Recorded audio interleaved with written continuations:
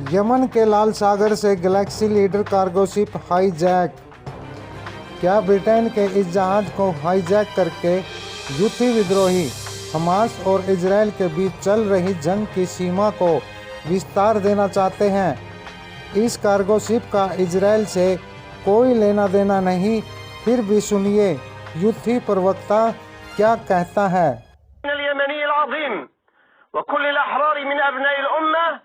وانطلاقا من المسؤولية الدينية والإنسانية والأخلاقية تجاه الشعب الفلسطيني المظلوم وما يتعرض له من حصار ظالم واستمرار المجازر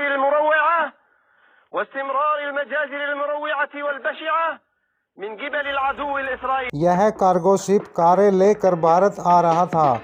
तुर्की कोरफेज समुद्री पोर्ट से चलकर भारत के पिपाव पोर्ट पर आना था और यमन के कुछ पहले ही उत्तरी यमन पर शासन कर रहे यूथी विद्रोहियों ने इस कार्गो शिप को हाईजैक कर लिया।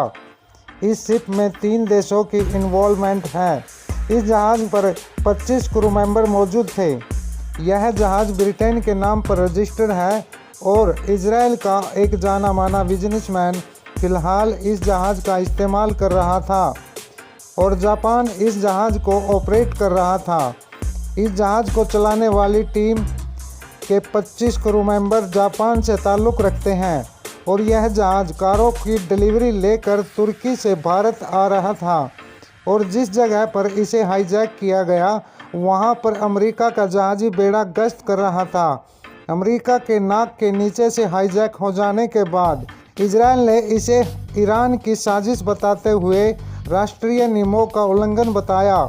तो यूदी प्रवक्ता ने इजराइल को चेतावनी देते हुए कहा कि जब तक गाजा पर इजराइल बमबारी करता रहेगा ऐसी हरकतें होती रहेंगी। इस जहाज़ को अगवा करके यमन के होदे-ईदा ले जाया गया। कौन है यूथी विद्रोही? यूथी विद्रोही यमन देश के उत्तरी प्रांत पर शासन करने वाला संगठन है जिसकी स्थापना 1980 के दशक में हुई थी। 2 दशक पहले यमन में चल रहे गृह युद्ध में यूथी ने डोमिनेट किया और अपना शासन स्थापित किया। यमन के एक लंबे अरसे से चल रहे गृह युद्ध में यूथी विद्रोहियों का जन्म हुआ। ईरान ने इस संगठन को शुरू से ही सपोर्ट किया है।